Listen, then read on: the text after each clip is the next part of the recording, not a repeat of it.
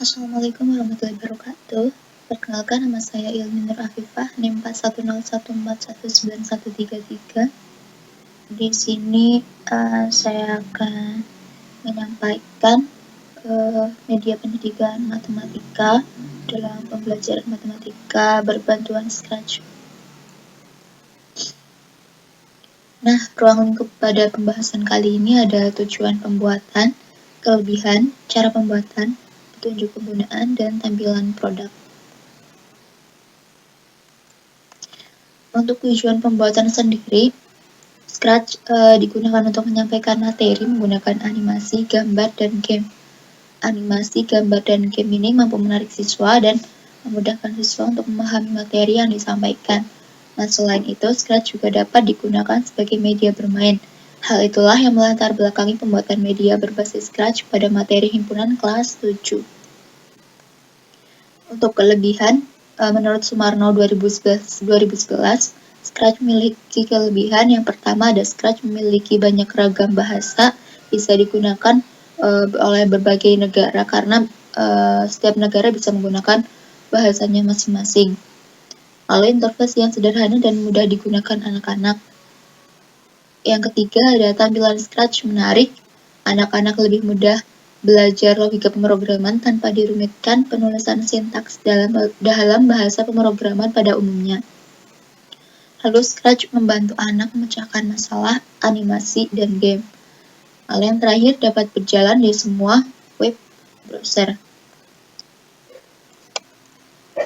Menurut Resnick 2009, ada beberapa kelebihan Scratch antara lain yaitu perbedaan atau diversity, mendukung banyak tipe proyek yang berbeda.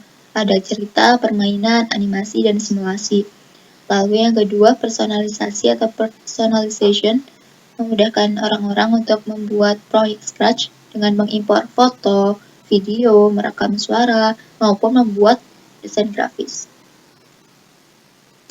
Nah, untuk cara pembuatannya ini lebih simpel ya, maksudnya saya meringkasnya lebih simpel.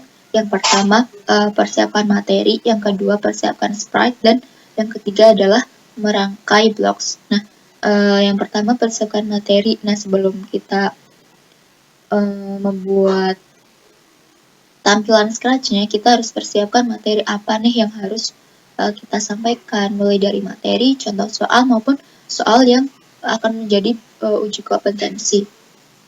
Lalu yang kedua ada persiapkan sprite. Nah, cari nih, kita harus cari sprite yang menarik minat siswa nih, bisa dari Scratch itu sendiri maupun kita mengimpor dari file sendiri.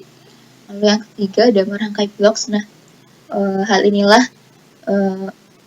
yang kita bisa merangkai blok sesuai program yang diinginkan. Nah, misalkan mau membuat program yang ada suaranya, berarti nanti tambahkan suara atau sebagainya. Lalu untuk petunjuk penggunaan Scratch ini, yang pertama, untuk memulai aplikasi, silahkan run Scratch pada bagian bendera. Nah, lalu yang kedua, tunggu sampai proses loading selesai. Nah, yang ketiga itu setelah loading itu akan muncul 3 tombol, yaitu materi, soal, dan keluar.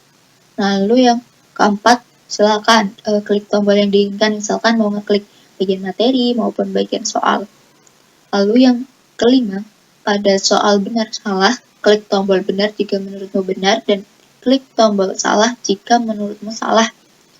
Lalu yang keenam, pada soal pilihan ganda, jawablah dengan mengklik tombol A atau B atau C atau D. Lalu yang ketujuh, silahkan klik tombol keluar untuk keluar dari program. Nah, seperti inilah tampilan produknya. Ini bagian tampilan menu, terdapat materi, soal, dan keluar seperti yang sudah saya jelaskan tadi. Kalian bisa mengklik bagian mana yang kalian inginkan. Lalu ini untuk tampilan materinya kira-kira seperti ini. Kalian bisa next untuk mengetahui bagian materi selanjutnya. Nah, ini ada tampilan soalnya. Kalian bisa klik pada bagian A atau B atau C atau D. Nah, kiranya cukup sekian dari saya. Kurang lebihnya seperti itu. Saya mohon maaf. Wassalamualaikum warahmatullahi wabarakatuh.